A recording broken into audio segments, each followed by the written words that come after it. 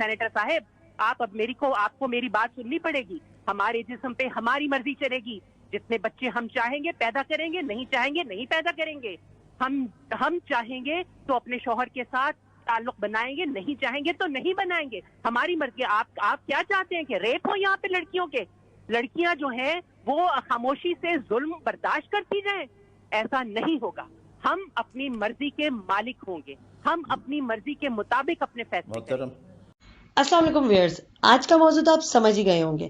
ہماری یہ ویڈیو ماروی سمت اور ان تمام لوگوں کے لیے ہے جو لبرلزم اور عورتوں کی آزادی کے نام پہ اسلامی معاشرے میں فحاشی پھیلانا چاہتے ہیں.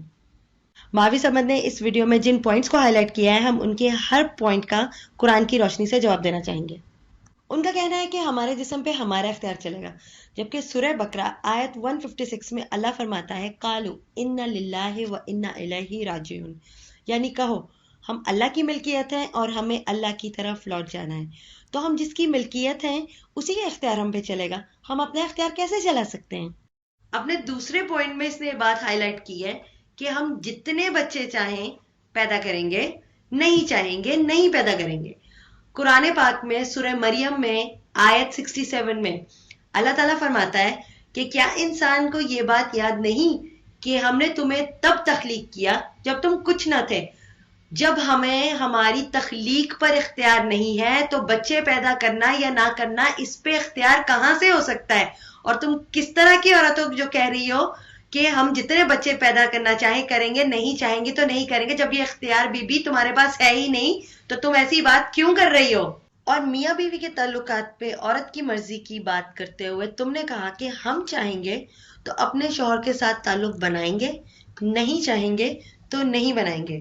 تو اس کے جواب میں ہم تمہیں قرآن کی 2 آیات کا حوالہ دینا چاہیں گے. سورہ بقرہ آیت 187 میں اللہ تعالیٰ میاں بیوی کے رشتے کی اہمیت بتاتے ہوئے فرماتا ہے وہ تمہارا لباس ہیں اور تم ان کا. یعنی یہ رشتہ انسانی زندگی میں اتنا ضروری ہے جتنا ایک مہذب انسان کے لیے اس کا لباس. اور کہتے ہیں کہ لباس والے تو لباس میں ہی اچھے لگتے ہیں. اور دوسرا حوالہ سورہ بقرہ آیت 223 میں اللہ مردوں سے مخاطب ہو کے فرماتا ہے کہ تمہاری بیویاں تمہاری کھیتیاں ہیں اور تم ان میں جیسے چاہو آؤ.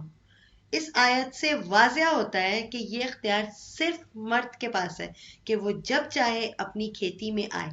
عورت کو اپنی مرضی چلانے کا اختیار نہیں. تم تو ڈائیورسڈ ہو اور اپنی ناکامی اور ذلت کی شرمندگی کو چھپانے کے لیے اسلامی معاشرے کی باقی بہن بیٹیوں کو کیوں گمراہ کر رہی ہو؟